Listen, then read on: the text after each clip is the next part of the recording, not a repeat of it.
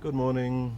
Today I'm going to refit this blade disc, and I'll actually cover how to put it on and why it's being tensioned up. A friend of mine, Dave, reckons that I don't explain things enough, so I'll try and do my best here. First up, we've got a Victa blade holder. It's an Australian machine. Some of you guys might have heard of it overseas. You've actually got to make sure that the centre hole is in good condition. They do wear out, but this one is actually good. It's the one that I actually took the blade holder off the other day with, which had been on for a long time.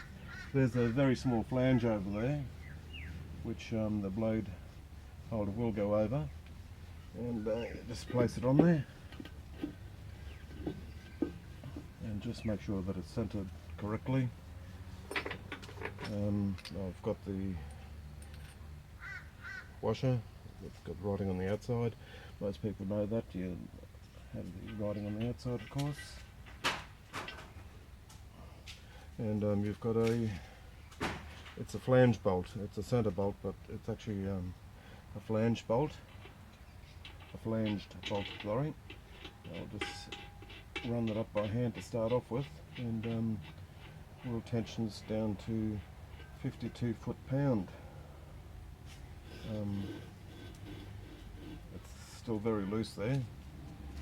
Now, the way that I'm going to hold the motor still is I'm going to use one of these spanners, okay? In this case it's actually a 3/4 inch AF and 11/16 sit clamp spanner.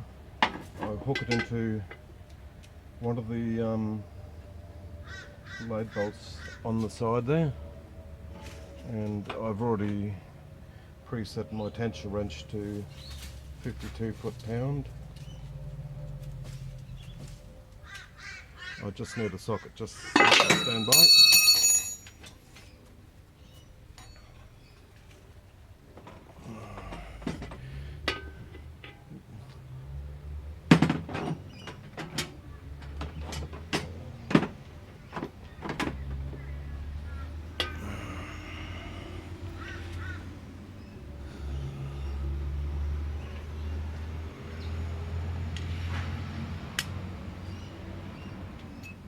As you can see, if you let go of it, the spanner will fall out, so you've got to actually keep a little bit of pressure on this for this to actually work.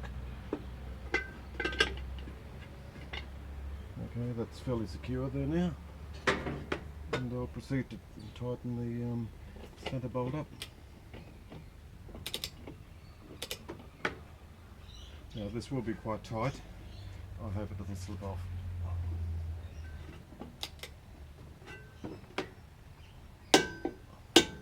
There you go, 52 foot-pound.